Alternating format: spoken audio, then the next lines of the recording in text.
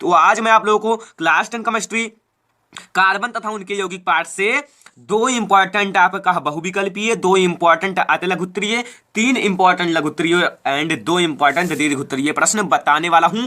तो आप लोग अगर वीडियो को देख रहे हो तो लास्ट तक देखना। इस वीडियो का टारगेट है केवल 100 लाइक, तो आप लोग सभी लोग वीडियो को लाइक जरूर करना। तो दोस्तों चलिए हम लोग वीडियो को शुरू करते हैं।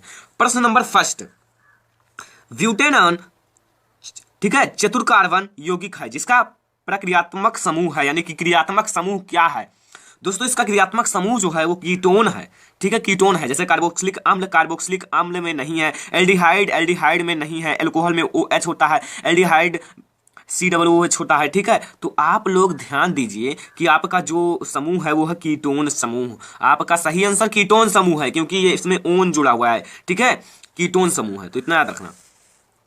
प्रश्न नंबर 2, ये आप लोगों के लिए वेरी इंपॉर्टेंट सभी प्रश्न हैं, ये आप लोगों के लिए और भी ज्यादा इंपॉर्टेंट है कि एसिटिक अम्ल का IUPAC नाम लिखिए। एसिटिक अम्ल का IUPAC नाम क्या होता है? तो आपका नंबर 1 ऑप्शन एथेनोइक अम्ल, नंबर 2 प्रोपेनोइक अम्ल, नंबर 3 एथेनल, नंबर 4 मीथेन।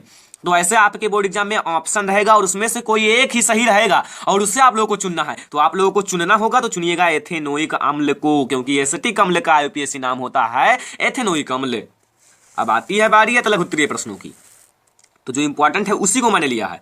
योगात्मक अभिक्रिया को उदाहरण सहित समझाइए। योगात्मक अभिक्रिया, योगात्मक अभिक्रिया यानी कि योग होना, और योग होने का अर्थ क्या है? संयोग करना। संयोग करने का अर्थ क्या है? जुड़ना।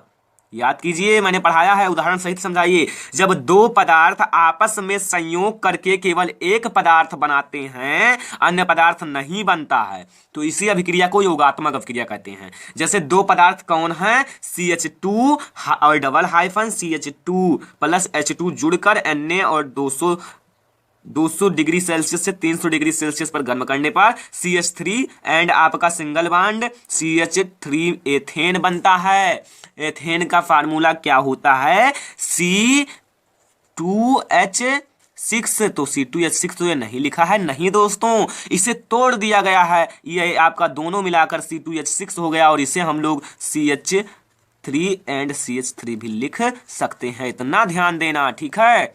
तो आई होप कि आप लोगों को योगात्मक अभिक्रिया बहुत ही अच्छे से समझ में आ गया होगा। अब कोई पूछे तो नो झंझट, आप लोग तुरंत ही बता देंगे। तो अगला हमारा क्वेश्चन है कि एसिटिक अम्ल का दो उपयोग लिखिए। हाँ दोस्तों, एसिटिक अम्ल का दो उपयोग लिखिए। अब आपसे कोई पूछ ले कि एथेनोइक अम्ल का दो उपयोग बताइए, तो आप लोगों को यही बताना है, और अगर कोई पूछ ले एसिटिक अम्ल का दो उपयोग बताइए तो भी यही बताना है, ठीक है।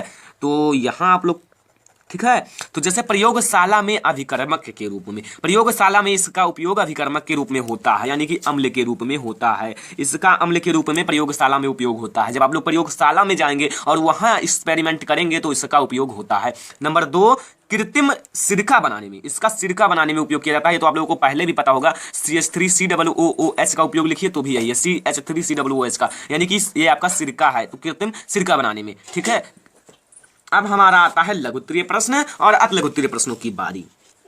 तो दोस्तों बहुत ही अच्छे से समझाया हूं, आप लोग वीडियो को लास्ट तक देखना। अगर अब आप लोगों को कोई नहीं पसंद आए, मतलब आप लोगों को नहीं जानते हो, तो कमेंट बॉक्स में जरूर बताना, ठीक है। अब हमारा लघुत्तरीय प्रश्न, सजातीय श्रेणी क्या है? उदाहरण के साथ समझाइए, ठीक है। यह आपसे दूसरे टाइप से पूछा जा सकता है। सजातीय, ठीक है, समजातीय श्रेणी या सजातीय श्रेणी, कोई दिक्कत नहीं है, समजातीय श्रेणी भी कह सकते हैं। समजातीय श्रेणी पर टिप्पणी कीजिए। समजातीय श्रेणी या समजातीय या सजातीय, ठीक है, जिसके समान जाति हूं, ठीक है दोस्तों। इसे मैंने बहुत ही अच्छे से पढ़ाया है, इसका लिंक आप लोगों को डिस्क्रिप्शन में मिल जाएगा। आप लोग नहीं देखे हो तो जरूर देखिए, ठीक है।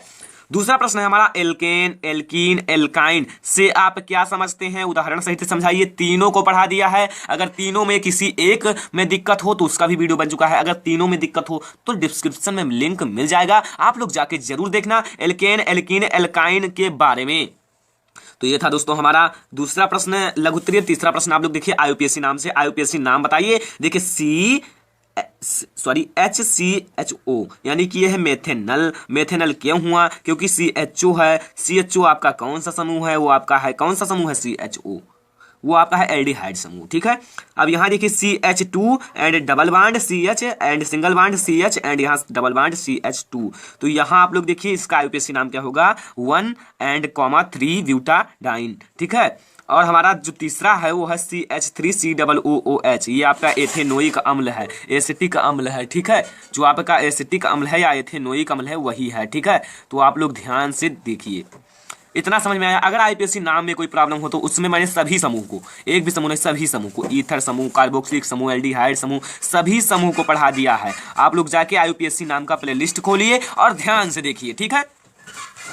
अगला हमारा क्वेश्चन है दीर्घ उत्तरीय प्रश्न, एस्टरीकरण से आप क्या समझते हैं, उदाहरण सहित स्पष्ट कीजिए। एस्टरीकरण को मैंने पढ़ा दिया है, नहीं देखे हो तो जाके देख लीजिए इसके प्लेलिस्ट में, कार्बन तथा उनके यौगिक पाठ के।